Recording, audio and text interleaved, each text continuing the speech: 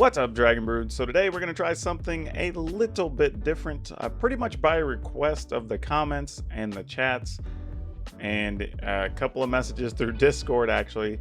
People seem to really want to see a Veto deck. Not a surprise though, Veto is very much a fan popular card, I guess a fan favorite. So, you know, we're going to go ahead and give it a shot. I decided though I didn't want to play it just with the typical build that a lot of people have been playing, so I'm trying something a little bit different, and we're going to try to focus on clerics. So it is a Orzhov Life Gain deck, but with a little bit of a slant to playing more clerics or humans, however you want to look at it. Trying something a little bit different. We'll see if the changes are relevant or not, if we're just causing more problems for ourselves. Who knows? But you know the drill. At this stage, you need to like this video, subscribe to the channel, hit that notification bell. All those things help me and help you. So please, give me that little bit there. And let's go ahead and take a look at this Orzhov's Clerics with a question mark list. Let's see what we got.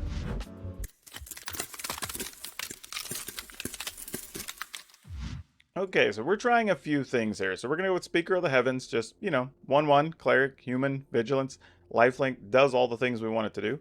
We're going to play some Archfiend's Vessel. It's possible we could be needing to play 4 of these, but if we don't have a way to get it out of the graveyard, it's just very mediocre. So we're going to just play 3 of these in here for now.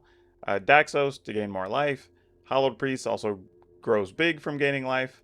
Impassioned Orator gets us life when creatures come into play. Also happens to be a Cleric, by the way. Actually, all of these are Clerics except for Daxos so far. Dire Tactics, because we do have a fair number of humans, which will allow us to remove whatever creatures we need to. Banishing Lights, just for some problem cards. We do have a Heliod, which, obviously, when you're gaining life, gets a lot of bonuses. Call of the Death Dweller. This is a way to kind of keep these creatures coming back into play and let us kind of maximize our situation. Say, like, a Hallowed Priest dies, or maybe we get above 27 life. We want to start making angels. We can get the Priest of, the Speaker of the Heavens back. You can also get back out the Archfiend, which is very big deal. Becomes a 5/5. Of course, Veto, which we talked about there in the beginning. This is the card everybody wants to see in action, so we're going to try to give it a shot. We are playing General Kudro, which looks a little weird because it's not really a cleric, but it does pump up all of our other creatures. And when some of them have lifelink and whatnot, it kind of makes sense. We can also sacrifice a couple of them to remove a bigger creature, which is a big deal because we have some ways to get those out of the graveyard. It also does remove things from the graveyard, so if any of those things are problematic. We have Indulging Patrician. These are like a couple of the questionable slots. I could be talked into replacing these and maybe playing more Archfiends and like a 4th Call of Death Dweller potentially. But we're going to do this for now and kind of see what happens, as it is a way to kind of end the game a little bit sooner. Playing a couple of Lurrus of the Dream Den. Actually, just one. Actually, I think I reduced that at some point. And again, another way to just replay all these creatures. Playing a couple of Castle Ardenvale, 6 Plains, a Castle Locthwain, some Swamps, 4 Scoured Barrens, which actually gives us 2 colors, but lets us gain life. So we're going to try that out. A couple of Temples of Silence, and some Fabled Passages. Unfortunately, the way this is set up, we may actually need to play without the Temples, now that I'm thinking about it, just because having the Scour Barrens and the Fabled Passage is already a lot of coming to play tap lands. So let me go ahead and get in front of that. What is that right now? 8, 9, gonna have 15, 19, 21, 22. So we'd be at 24 land if we put 2 back in there. I kind of want to test the fountains out. So let's do that. I mean, having a couple of colorless land might be bad, but I'm willing to gamble. We don't have anything except for Daxos, I don't think, that really needs more than 1 black or white. So it's not the worst thing. But let's go take this in the arena and just see what the heck happens. Okay, we get to go first. This is... not great.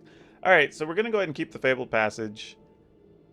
Sadly, I think we have to go get a Plains, so we have 2 mana available on turn 2. I think that's the only real way we can do that. Barring us just drawing the right lands, but you know how that goes. So we are going to be light on black for a little bit, but that's okay. We can at least get this into play and then hope for some action after that. We'll see. Alright, opponent's going with an early Goose, which doesn't tell us much. Just says they're going to be advancing their mana pretty well. The good news is, if a creature comes out, we do have a Dire Tactics, so we should be able to deal with whatever happens, but we'll see. Another Scour Barons. That doesn't really help us here too much. Yeah, and this is what I was talking about, you know, in the deck buildings, that you get these early turns with these multiple tap lands and stuff, and it gets kind of sketchy to try to figure out a good situation to play all these cards.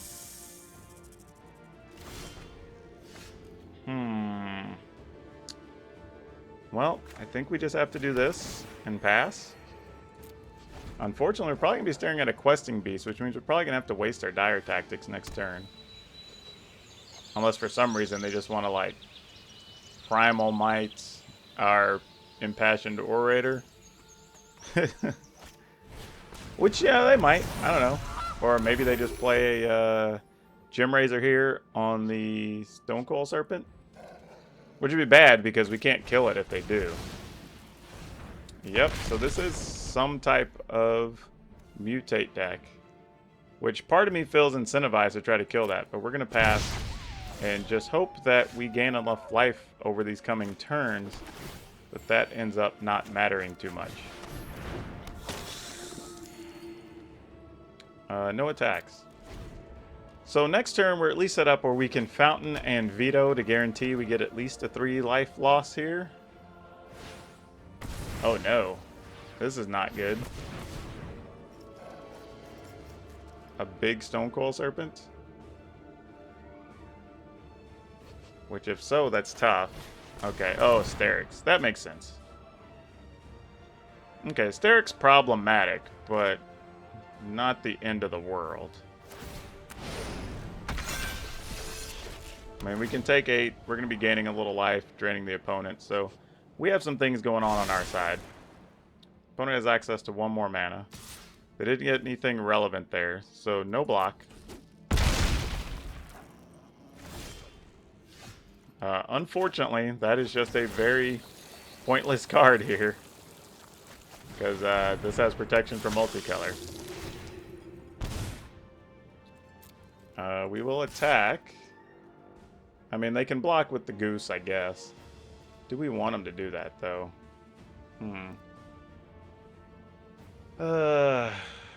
This doesn't have reach. Alright. We have excess, so let's just do it. Because this does actually count as hitting for extra damage because of Veto. And this may be one of the only ways we're going to win here. Alright, they left it on top. That's not good. Sterix. Okay, Great Horn. Fair enough. They draw on Cycle. Or discard. Something they wanted to leave on top, obviously. But they didn't use their mana in a way that they wanted all the extra stuff there. We can take 8 one more time. What do they have in there? They have 2 creatures. We have no creatures. So they can gain 2 off of that. Alright, no block still. Not really incentivized there. We can gain a little bit this turn, maybe more if we draw a creature. Alright, that is a thing. Though we're not going to get the bonus drain from the Patrician, unfortunately.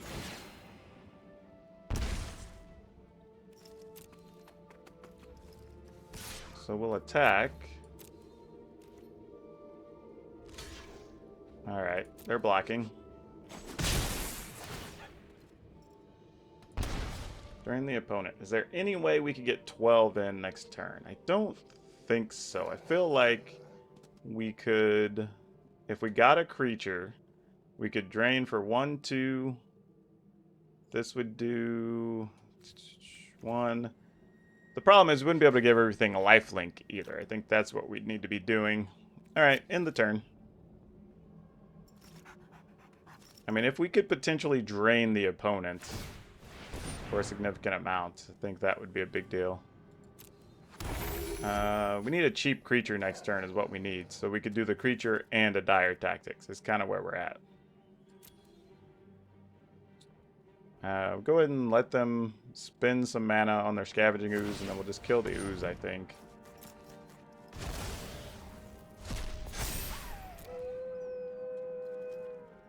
And then hope they don't have another Mutate card. If they don't, we're actually in pretty good shape. So let's see what happens. Hopefully that's a land and a goose. Or a land and a baby Godzilla.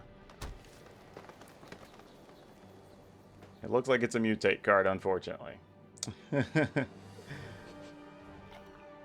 I would love it if they mutate. Oh, Gigadora. That's not good.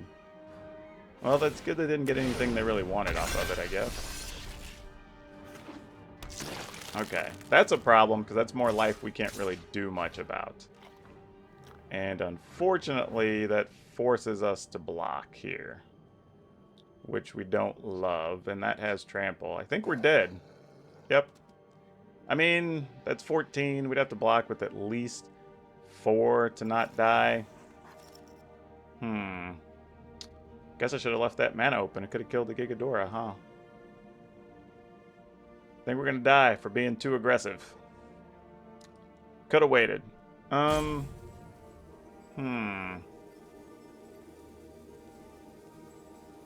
Don't think there's a way out. I mean, literally, we have to do this, and we have to draw Oblivion or a Banishing Light. That's literally all we can do. We have to Banishing Light the 8/8 and kill the Gigadora here. And even then, we're still at risk of dying to the other creatures. So come on, Banishing Light. Nope, it's not a Banishing Light. And that is going to be entirely too slow to help here at this point. GG's, opponent. Well done. Could have survived that, but I played poorly. Okay, let's see what we can do with this. Definitely going to need to draw some land, but this at least gives us a shot. So here I think the plan is we're going to go ahead and play the Impassioned Orator first. And then maybe draw a white land would be really appreciated. Because then we could play Daxos. Oh, I put the wrong thing in play. Oh no. Oh no. Oh, that was a mistake. Because I needed to play the Hallowed Priest next turn, because then it would have been a 2/2 and we could block this token with this 2/2. Oh gosh. That was bad, y'all. Well, dang it.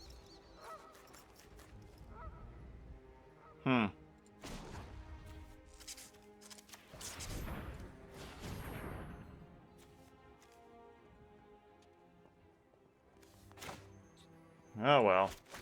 Damn. Now I'm just mad at myself for making such a silly mistake. That's what I get sometimes, you know, when you're talking and trying to communicate thoughts or whatever, sometimes you just grab the wrong card. Oh well. Let's see if it comes back to bite us. Alright, there's an Uro. Fair enough. That doesn't bother us too much here. I mean, I assume the opponent can go get red mana at this point. But they're only going to have access to 1, most likely.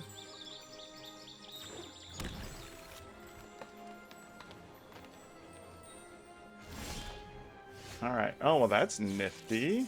Nifty, nifty. What do we do here? We can play Heliod.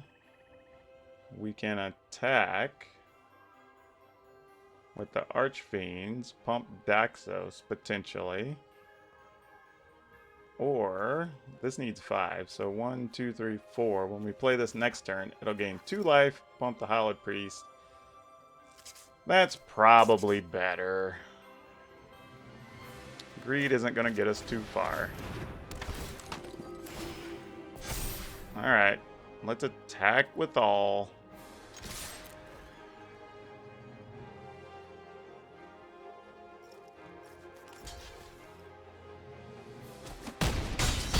Alright, so Hallowed Priest gets bigger. I mean, they can possibly play Lovestruck Beast and use the Petty Theft side of Brazen Borrower here. So, that is a thing. Alright, they're gaining some life. I'm just going to play the Love-Struck Beast and draw a card. Alright, that's pretty good for us, actually. That could have been lots worse. Ooh, well, that changes things. Yeah, well, let's see. Does it really, though, right? Because we can turn this Hallowed Priest into a 6/6. And attack with it. Daxos would still only be a 5 toughness, so that wouldn't do much. They could block Daxos. But we could also get Daxos and whatever gets blocked back. I know what I want to do.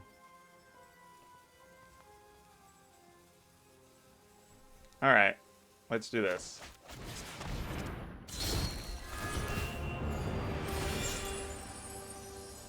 We could also put...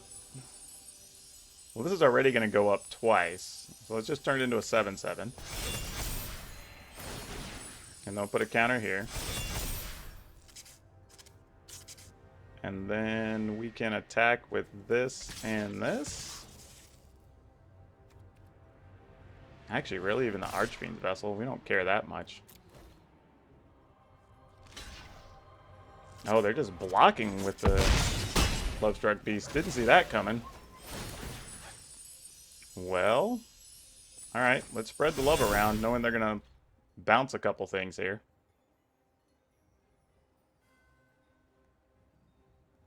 I mean, if I'd have known they were just on blocking duty and their hand was in that situation, I definitely would have just got rid of the Clover here, but that went a whole different way than I thought was going to happen. That must be the Brazen Borrower they needed, because they left it on top.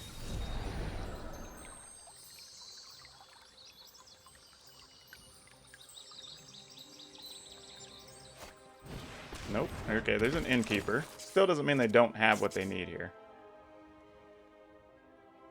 Looks like they're just playing blue-green, so I'm going to assume... Which kind of makes sense, because you want to be able to double green, double blue. Get back Uros when you need them. There are now 5 cards in the graveyard, so the next one will get them an Uro. Something to be aware of.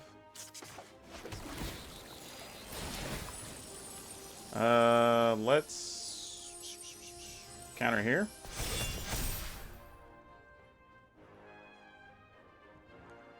Alright, I'm going to assume there's Brazen Borrowers happening, so let's just let the opponent do their thing.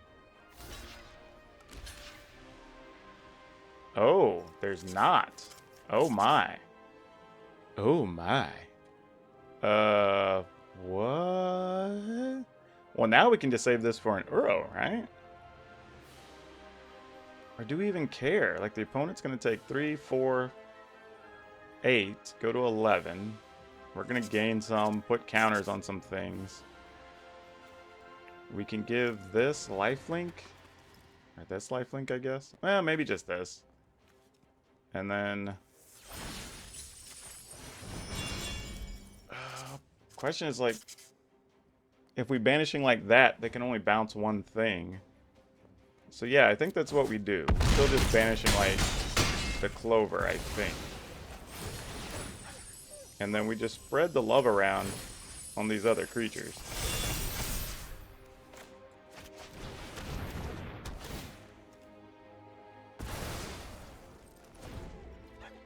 So now if they get Uro, they do get some life. They get a 6/6, but like, I mean, we still can attack with 3 creatures at least. I mean, we can really just attack with all of them if we wanted to. Oh, well, they had another Clover. Bad news for us. Oh, what are they going to go get? Something that probably deals with Hallowed Priests, I imagine. But it has to be a non-creature, so it can't be something with an adventure. Actually, is that game? Yeah, I don't know what they're going to be able to get here that would matter. You could bounce one thing, but any combination is going to be more than 11. Yeah, Ugin's not going to be close to enough. We can see all the available cards. Yeah, their best play was really Uro, and then draw a card and see if that helps solve the problem. Yeah, that's definitely not going to cut it. Yeah.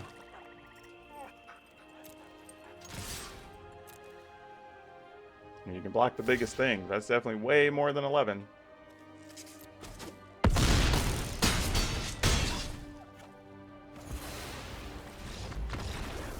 Alrighty then.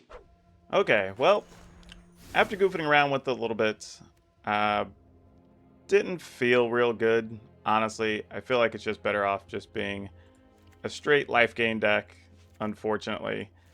Wanted to do some fun stuff that was a bit different, but I just don't think that's what this is built for. Which really makes me sad, you know, because I really wanted to try something different there, but it's just not beneficial to the way I think we can play this. We have enough, you know, I think we'll still keep dire tactics, because there's still, what, 4, 8, 9, 10, 11, 12, 13, 14, 16 humans. 17 if we keep a Linden in here. Problem is, we got to trim some cards. And I think, mana-wise, if we're going to play black, we got to trim the Lindens, cut one of those, since we have those. We don't want a pile of vetoes, because they are legendary. Maybe we can even get by without indulging Patrician. Don't know, honestly. Feels a little rough. Little bit. I guess the question is, how many 1 mana things can we get by with? So let's cut a Patrician. I'm going to keep 3 Banishing Lights just on the off chance we get to do something with it. Especially if we're on the play.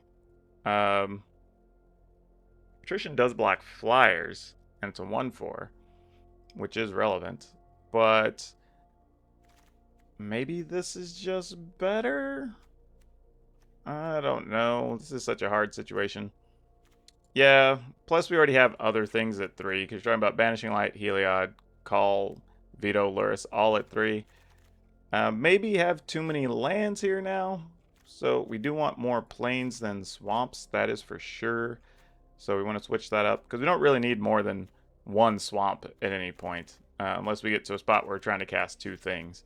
But that's not too often. This does make it harder for us to activate Castful Lockthwain, because that only gives us 4, 8 black sources.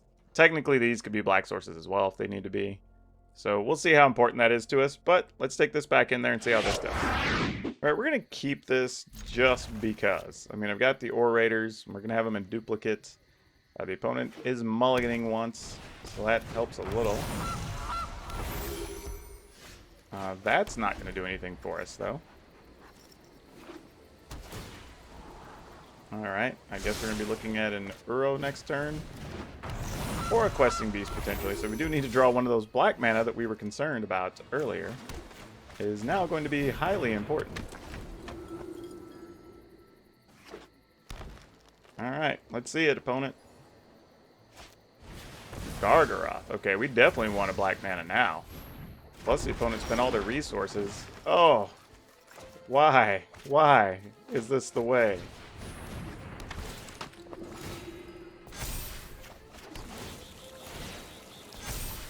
Alright, this is bad news, team. Bad news. We definitely need a swamp. Or a Fabled Passage. Either would work. Okay, that's fine. That's the least of our problems, actually.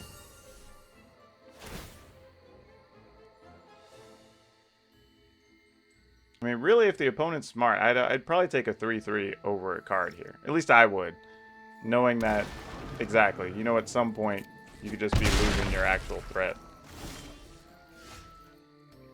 That's not going to happen, though.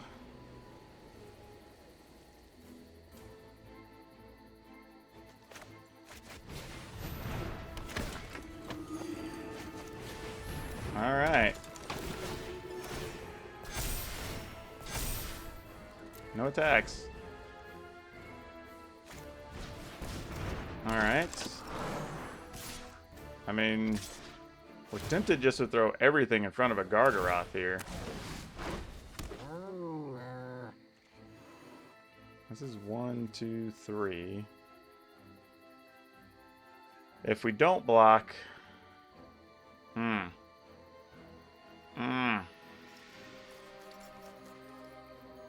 Just trying to think, like, what's the best case scenario? Like, if we get a swamp, we still have to, like... We could get this back. Yeah, alright. I guess everything has to block it. What else are we gonna do? I like what they're doing here, though.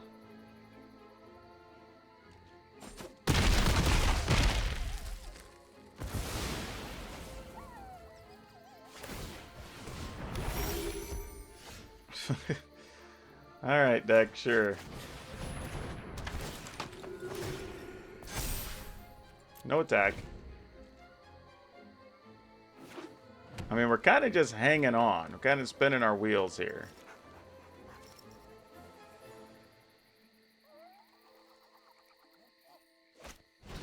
Oh, another Gargaroth. Okay, well, now's as good a time as any for a swamp, right? No blocks. We're just going to take that. Oh, jeez. Alright. I think we're just dead.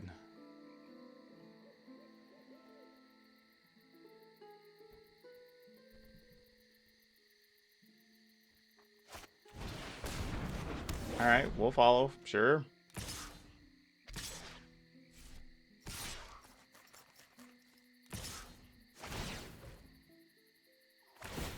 Yep, draw a card, get a 2/2. All that works. Makes sense. Yeah, I'm just gonna give up. Like, we didn't draw a black land. Actually, we didn't draw a land, honestly, all that time. Alright, this is pretty solid. So, let's keep. But, let's just put this into play tapped first. And when we do miss a chance on attacking, but we get to play 2 creatures on this turn.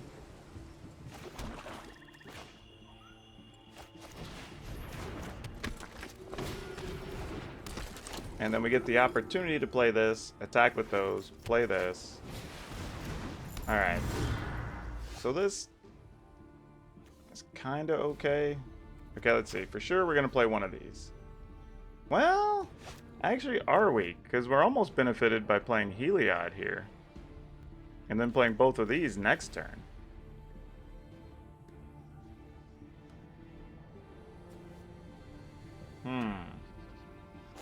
Problem is, if we just make both of those 2/2s, that doesn't really help our case for next turn. But if we at least make this bigger... Yeah, this is actually not the best way we want to go, but it forces them into a worse situation because they can't just kill our creatures with a Bone Crusher Giant. Then kill the 2 smaller ones, but then they still have to deal with the Hollow Priest.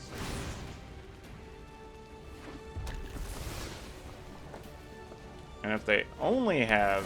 Oh, okay, they do have a Stomp here. Nope, they have another Clover. Okay, well, that creates another layer to this whole thing.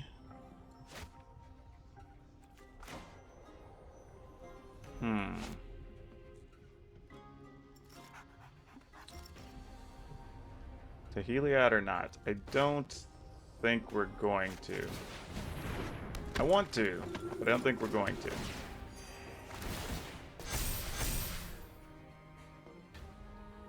And unfortunately... Oh no, we attack with both because this has lifelink. Okay, cool. This works. So now we can make an angel.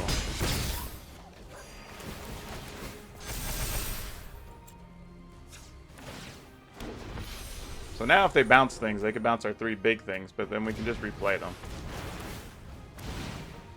Unless they have both... I mean, they probably have both Bone Crusher Giant and a Brazen Bar, and then life's just not happy, but there's not a lot we can do about it.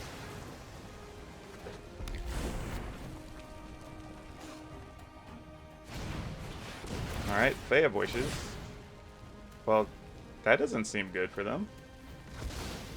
If that's all they had, that's game, right? Oh, an unsummon. Alright. But that still only stops the biggest thing. 8, 9, 10. So if I can just find a way to gain a life. That's a tough order, though. That's amusing. Alright, so we have to find a way to gain life here or die. That's pretty much what this means. Come on! Ooh. Ooh, okay. Oh no, we can make a token. Oh no, but we don't have the other guy in play. Oh no. Wow, we're going to leave the opponent at 1. That is brutal. And we're not even incentivized to play Heliod here.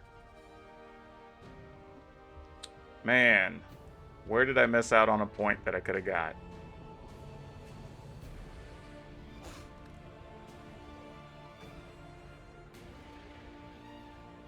Actually, let's see. Wait. 1, 2, 3, 4, 5, 6, 7, 8, 9. Actually, they have to use everything to play Ugin. So, if they have... Well, if they have another land... No, but even then, we just O-ring the thing and then make a token. And then attack them for 1. Okay. Weird plan. Not the way I thought we were going to get out of this. But sure.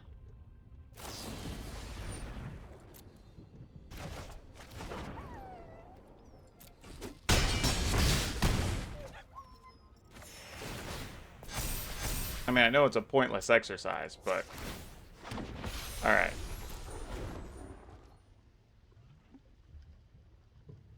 So, Ugin's gonna hit here. Remove everything. If they have a second land, or one more land, so they have 2 mana left over, then we can O-ring the defender, and then attack for exactly 1. Oh, that was close with the opponent getting 2 clovers. I mean, there may be another plan, though, here, right? They might want to bounce everything, and... I don't know. Feels like there's other outs. Like, they may not want to be all in on Ugin. Alright, Fae of Wishes. But then what do you do with Fae of Wishes here, right? You end up getting... Storm's Wrath? But then that's kind of the same thing. And Storm's Wrath doesn't kill our Hallowed Priest. So I don't think you want to do that.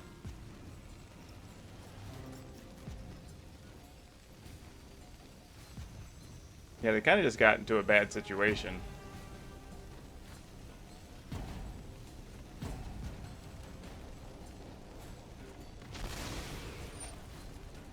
Alright. You go get 2 things. I mean, I guess if you have something, another 1 mana thing.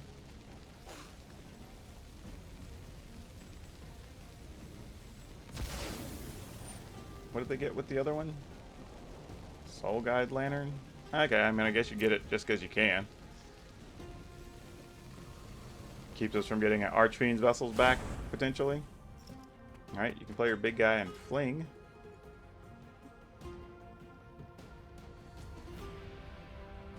I mean, that's a whole lot of cards they have access to, but I don't think any of them are winners here.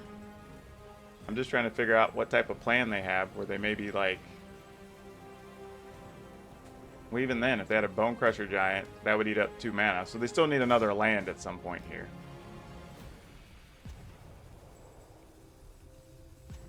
And we're at 29, so Fling doesn't really scare us.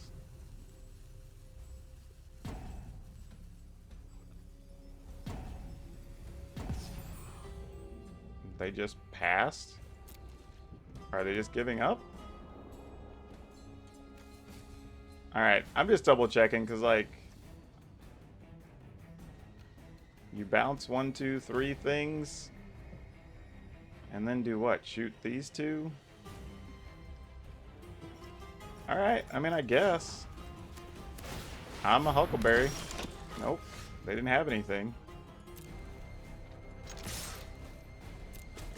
Alright, that's it.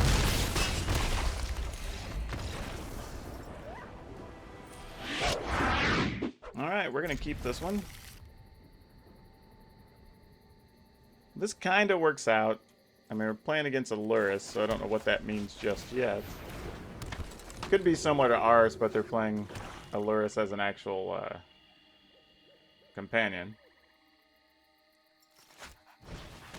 Serrated Scorpion. Well, that's going to keep us from gaining life. We don't like that.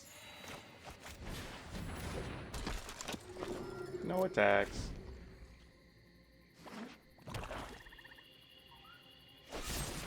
Alright, that guy's eliminated. Seems fair.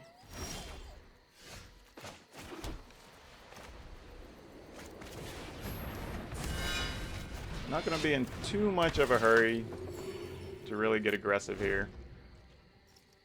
Let the opponent do their thing.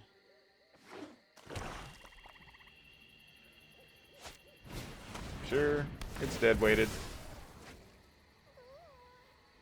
Just going to hold on to this Banishing Light, really. Another kill card for Daxos here? Nope, Soul Guide Lantern. Sure. Makes sense. Guess we won't be getting these Archfiend vessels back. That's okay.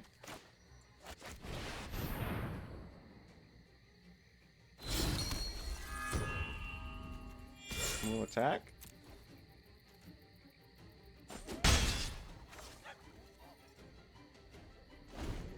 They were playing mono black with Lurrus. Just getting a lot of these things and using those to control the board and whatnot, I guess, is going to be their game plan. That is reasonable. Ooh. Was not planning on drawing this. Okay. This creates an interesting scenario.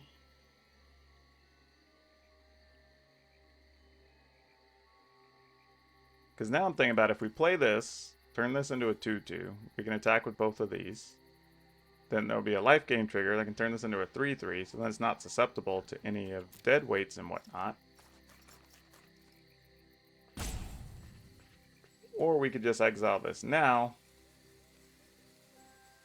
Or use this to get rid of Lurrus.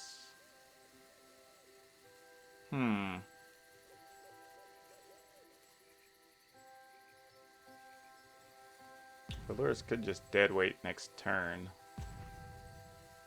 Ugh. I don't know what's right here. Or if I even just want to give one of these lifelink to get an additional trigger onto an Archfiend's vessel. Let's go that route.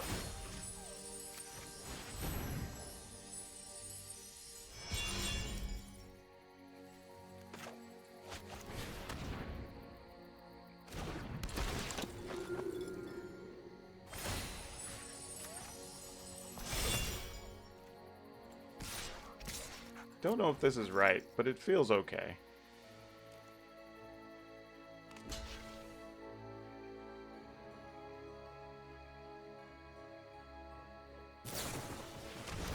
Oh, so they're just using Village Rites. Okay, that's fair. That does prevent a life gain trigger, unfortunately. Though now they have to choose if they want to try to play that or the other. I guess that worked out, because if we would have tried to target it with the dire tactics, they would have just sacrificed it to a Village Rites anyway. Oh, that a Mire's Grasp. Okay. Well, that's definitely a thing. Yeah, we'll pump this one, I guess. Spread the love around. No, Henny had a deadweight. Well, okay then. Just have all the things then, opponent. Just have all the things.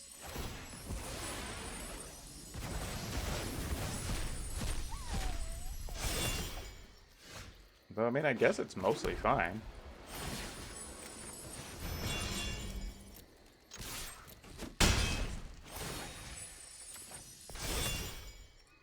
I mean, eventually they're just going to get another Eliminate, then I have no creatures. But until then, I mean, I guess this is what we do.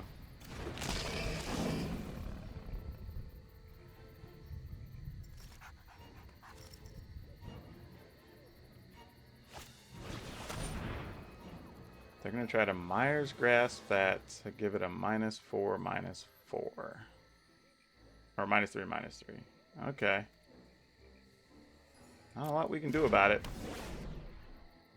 Have we had another deadweight? Because that would make our heart sad. Soul Guide Lantern. Fine, let's get rid of this Lurrus.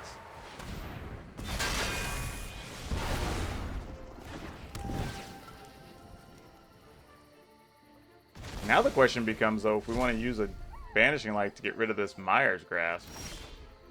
So it feels like a not great use of that.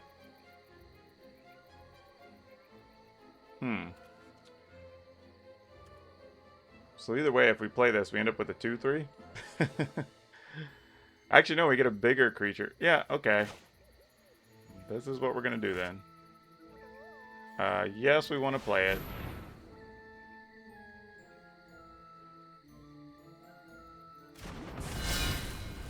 Choose one we want to keep. We'll keep the one that can attack.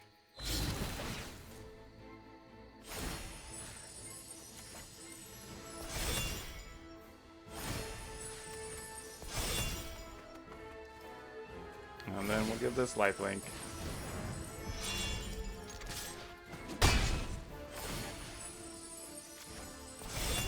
And we're doing what we can.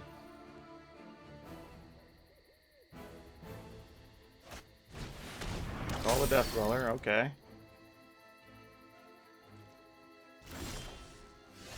Alright, well now we can freely use one of these.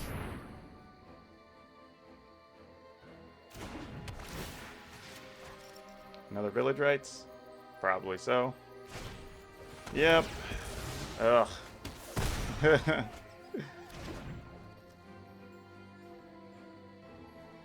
Daxos dead finally. I mean, I did get greedy playing that other Daxos, but I'm just trying to find a way to end the game here. Because we are not doing well drawing creatures since our opener. One's going to draw, lose 3. Was it something to kill Daxos? And you remove 3 counters. Doesn't kill it, but it keeps them alive. That is a relevant thing. Let's go ahead and make a token.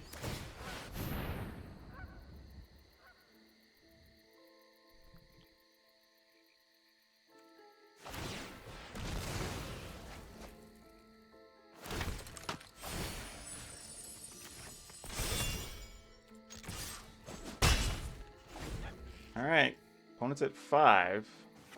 They're not really in a great place to use their... Oh, they are going to lose Castle Lockland. Go to 1. Okay, they're dead. Whoa, we survived a lot there.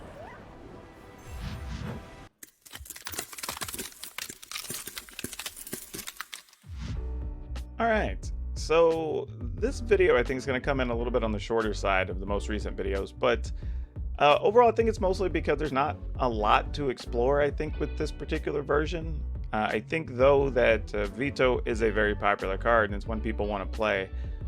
I think, at least until we see what's in Zendikar, mind you, I think with what's available now, I would rather just play this as mono white. I think the mono white life gain version we had was quality. I think there's even still other ways you could play that version. I think that you could go with some extra enchantments even if you wanted to, and play the Archon. There's just a few different ways I think that leaves open. I think this, you could do so as well. I mean, there's still cards like Charming Prince you could play if you want to do that, to scry and draw some cards. I don't know. I don't dislike this version. I think it's actually very possible to get wins. You know, we had some very good games there. But just for my personal taste, I think you're better off just playing mono white. I think the other version we had was pretty good. I think this was fun as a thought experiment. I think it was cool to see, but I just don't see enough advantage of playing the black to get you out of any situations or trouble as you would playing mono white, and occasionally it's just going to lead you to situations where you have mana issues, and that's always a problem, right? When you lose to your own land or your own deck, that's more frustrating than your opponent doing their thing. So I don't know what I'd say. Like, if you like Veto, go ahead and play it. Like, if you want an excuse to play it, get it in there, have fun. Nothing wrong with that. I just think for me personally, if you're into life gain decks currently, I would probably go ahead and just play this as is. Now, I will say this, I think it's possible, and I'm working on a different list that is more aggressive and plays Veto and isn't necessarily life gain focused. And I think that could actually be a possibility as well. So that's something I'm going to explore. But for now, I think this is actually where we probably just call this good. And again, I'm aware there's a bunch of other versions of this and it can probably be done better. But I'm still of the belief that I think mono white is better for the current standard 2021 setup, the way things are, than Orzhov is. Just a personal opinion. But hey, everybody's welcome to play what you want to play, how you want to play it. Have fun. There are tons of options right now, so don't let my opinion be any type of restricting factor. And remember, if you haven't, please like this video, hit the subscribe button, hit that notification bell, because all of those help. The likes help us get in front of people, the subscription helps me see who's really interested, and then hitting that bell makes sure you get notified whenever I put videos up. But that's all I have for you for now. We'll see you next time.